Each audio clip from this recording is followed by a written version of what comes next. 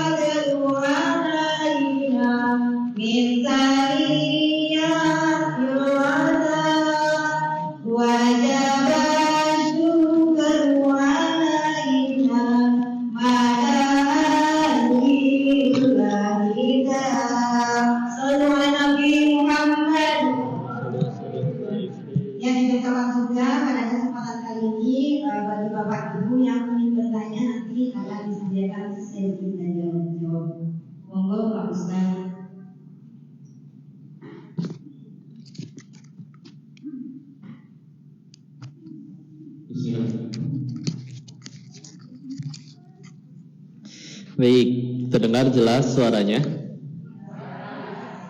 Kelihatan jelas? Insyaallah. Kita buka dulu dengan doa ya. A'udzubillahi minasyaitonirrajim.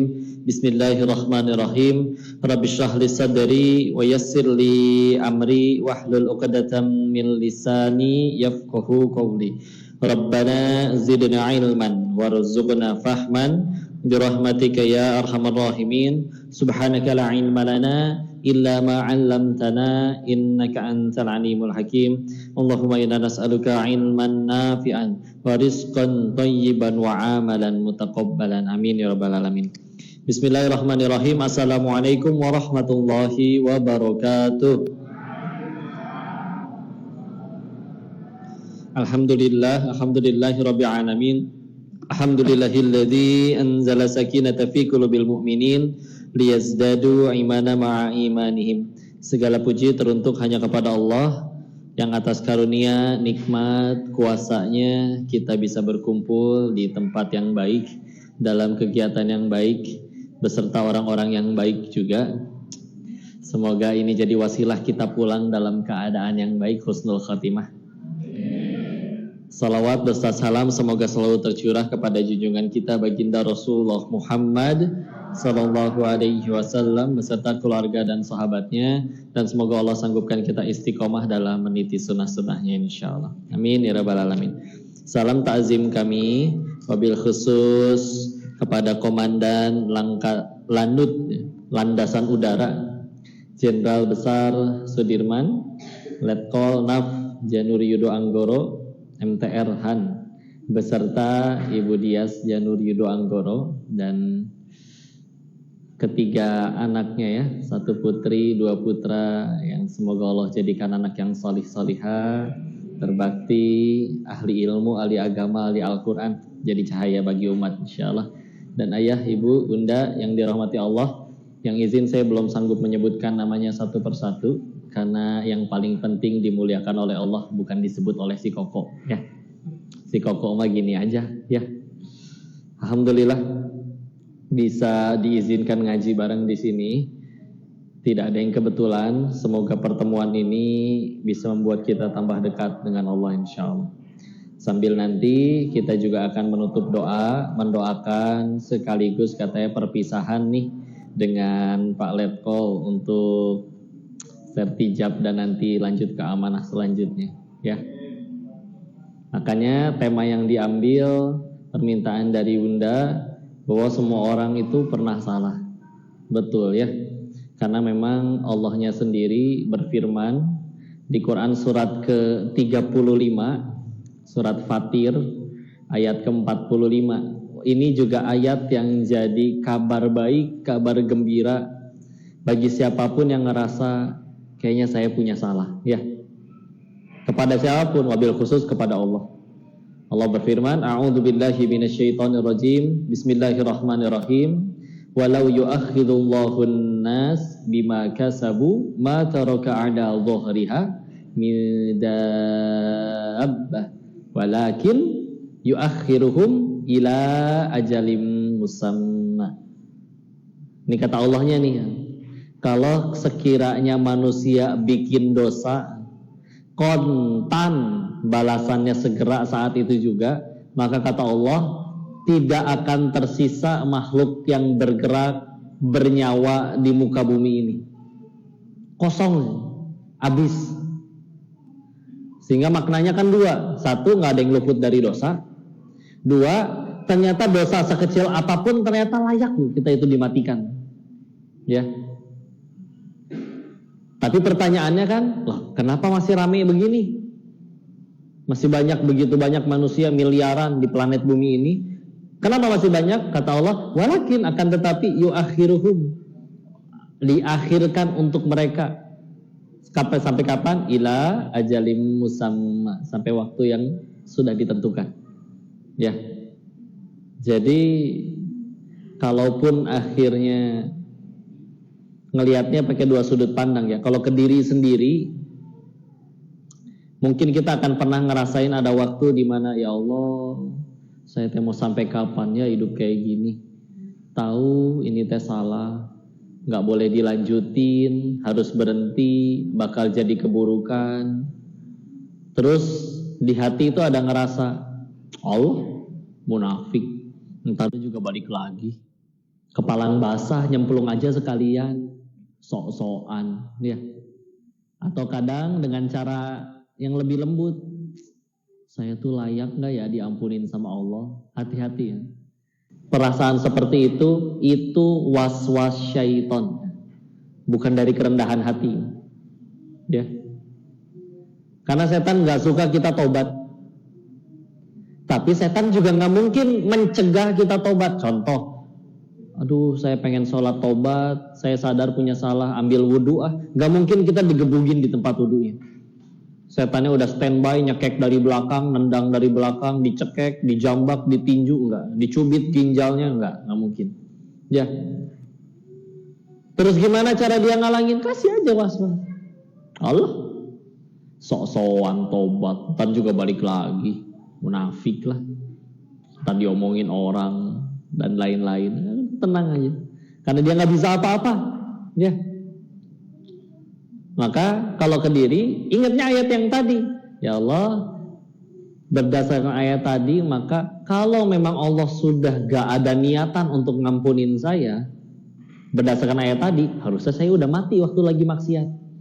Tapi kenapa ini udah maksiat berapa kali masih hidup aja? Berarti Allah nungguin tobat saya. Gitu aja.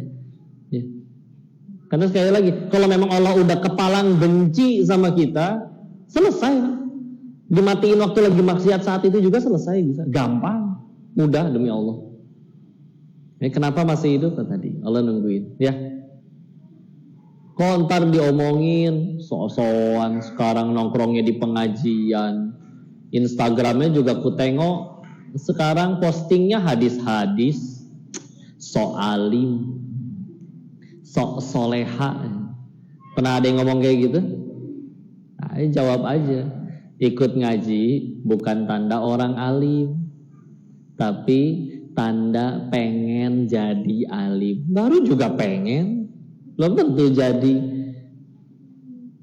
Bisa bakal jadi nggak tahu. Allah tolong jadi, Allah nggak tolong ya enggak. Udah namanya ge hamba, cuman disuruh ikhtiar. Tapi yang saya tahu kalau emang Allah nggak pengen ngampunin saya, udah dimatiin saya dari dulu. Udah ikhtiar nurut. Ya. Nah, kita nggak pernah disuruh nentuin takdir. Contoh ya, pengen nyumbang buat masjid, belum jadi masjidnya. Meninggal sebelum masjidnya jadi, tetap ada pahalanya. Nggak mungkin pas meninggal kita diperlihatkan buku amalan kita, dicek. Ya Allah, ini perasaan saya waktu itu sedekah buat bangun masjid. Ya kan masjidnya belum jadi belum dikasih pahalanya. Enggak mungkin, ya. Jangankan pas duitnya keluar, baru juga niat, duitnya masih di kantong, pengen ngasih buat masjid itu, udah jadi pahala itu. Ya. Nggak nunggu jadi, repot amat kalau misalkan harus nunggu jadi dulu. Kalau ternyata kiamat duluan sebelum masjidnya jadi, di cancel semua tuh pahalanya, nggak mungkin. Ya. Tenang aja. Jadi kalau ke diri ya aman. Kalau ke orang lain ngelihatnya berarti misalkan kok saya ngelihat orang itu maksiat loh, bahkan direkam. Nih ada rekamannya. Terus kita naudzubillah bertanya, ini orang kayak gini kok nerakanya belah mana? Naudzubillah. Ya. Maka berdasarkan ayat tadi bisa dilihat dengan sudut pandang, oh tanya aja, orang yang tadi kamu rekam, kamu lihat lagi maksiat masih hidup nggak sekarang? Masih hidup sih. Oh ya udah, berarti kata yang punya langit dan bumi aja masih kasih dia kesempatan. Apa hak kita main hakim sendiri? Yang kayak gitu tuh yang pasti di neraka, yang nggak akan diampuni. Yang ngomong aja layak dihukum oleh Allah. Enak ya? Tenang. Kabar baiknya, Allah nggak pernah benci pendosa. Allah cuman benci dosa. Ya. Allah nggak pernah benci orangnya, Allah cuma benci perbuatannya. Kalau memang yang dibenci orangnya, ya Allah punya jutaan alasan untuk matiin kita kapan aja. Tapi masalahnya Allah nggak pernah benci orangnya, tapi perbuatannya, dan perbuatan bisa berubah. Makanya tadi dipertegas, bukan Allah nggak pernah benci pendosa, tapi benci dosa. Ya dosa bisa tobat insya Allah. Diampunin nggak kok? Kalau Allah emang udah nggak niat ngampunin, udah dimatiin kita waktu itu lagi maksiat. Sederhana. Tobat itu akan masih bisa diterima sebelum nyawa sampai kerongkongan. Ya, salah mah pasti. Ya, cuman yang unik, setiap kali orang itu berbuat salah, lalu tergelincir kepada masalah, musibah, kadang kita suka salah fokus. Yang lebih sibuk fokus dipikirin adalah gimana caranya masalah ini selesai, nama saya jadi baik lagi. Contoh ya, artis selingkuh misalkan, viral. Yang dipikiran dia apa? Gimana caranya netizen mencintai saya lagi? Gimana caranya saya lolos dari masalah ini? Gimana caranya nama saya jadi baik lagi? Padahal apa yang lebih penting dari itu semua? Yang harus lebih kita pikirin adalah gimana caranya gara-gara ini Allah jadi ampunin saya. Ya punten ya, selingkuh viral. Terus misalkan ternyata namanya bersih kembali, yang nuduh selingkuhnya ternyata mencabut kembali tuduhannya, namanya kembali bersih, netizen kembali follow, kembali memuja-muji, tapi nggak diampunin sama Allah, meninggal, repot. Meninggal masih bawa dosa, ya. Tapi misalkan sampai meninggal ternyata dia dihujat orang, tapi gara-gara itu dia jadi diampunin Allah, meninggal, dia tuh bisa jadi yang paling berjaya. Suka salah fokus kita, na'udzubillah. Gimana caranya nih masalah beres? Kadang durasi masalah itu seiring dengan banyaknya dosa-dosa kita yang terbersihkan, ya. Cuman kenapa kita stres menderita? Ya kitanya sih memang meletakkan bahagianya di yang aku suka, bukan yang Allah suka. Contoh, bagi orang yang sukanya dengan komik, hobinya ngumpulin buku-buku komik, dia punya 8 lemari di kamarnya, hilang 1 aja, nangis itu, ngejerit luar biasa. Ya. Tapi ada temennya sama punya komik 8 lemari, tapi warisan dari bapaknya, dan emang hobinya bola, futsal, nggak suka komik. Hilang 1 lemari, biasa weh, tenang aja. Ya. Karena memang bukan itu, bahagianya dia tuh bukan ngumpulin dulu komik. Ya. Kadang sederhana kalau pengen lihat ya, kok dia sholat sih, Islam sih Islam, tapi ketinggalan sholat gak pernah nangis.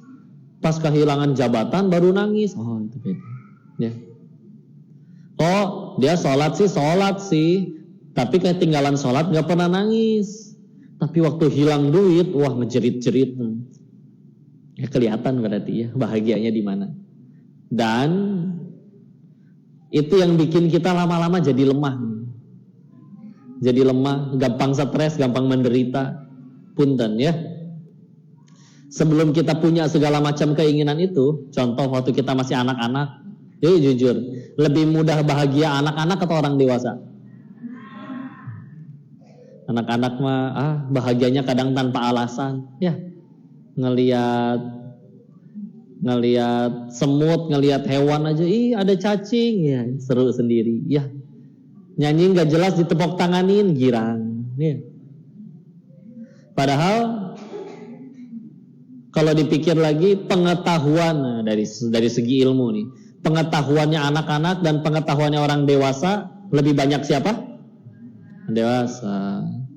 Uangnya anak-anak sama uangnya orang dewasa lebih banyak uangnya siapa?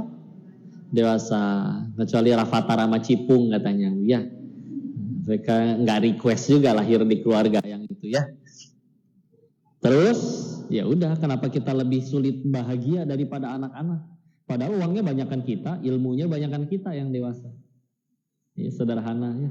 Di hati anak-anak belum ada pesaing Allah. Kita makin gede, makin meletakkan banyak pesaing di hati kita. Wah, begini ya rasanya punya jabatan, enak. Begini ya rasanya punya uang, enak. Begini ya rasanya viral, populer, enak. Itu menjadi pesaing Allah di hati kita. Tahu-tahu. Makanya kalau di kota besar tuh suka ngelihat ada orang ngambek. Gak usah bicara gaji, ada pengusaha itu. Stres, suntuk. Diajak ngobrol, kenapa? Omset gue bulan ini cuma 18 miliar bro. 18 miliar kok sedih? Di luar ada yang lapar loh. Ya iyalah.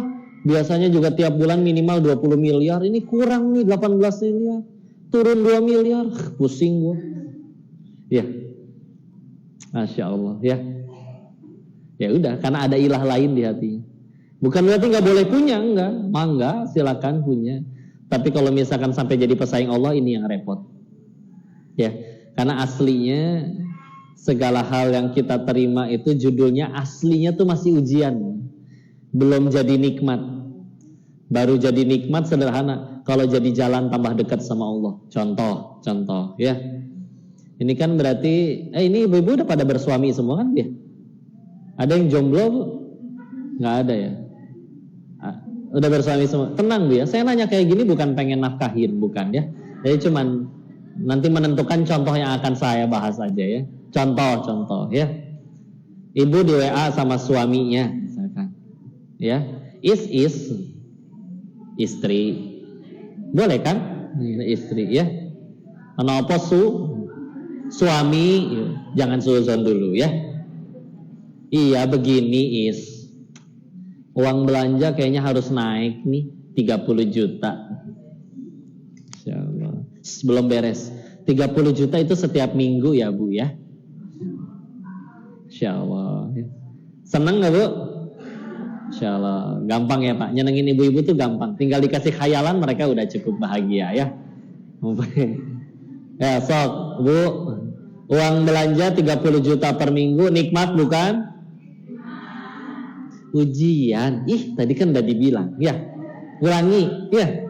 Uang belanja 30 juta per minggu nikmat bukan? Tapi bisa jadi nikmat kan? Bisa. Kalau jadi jalan tambah dekat sama Allah. Sedekahnya tambah banyak. Wakafnya, infaknya dan lain-lain. Tapi kalau uangnya, coba, uang akhirnya banyak tapi dipakai maksiat, itu belah mana nikmatnya? Uang akhirnya banyak tapi dipakai maksiat, itu belah mana nikmatnya? Ini bukan negara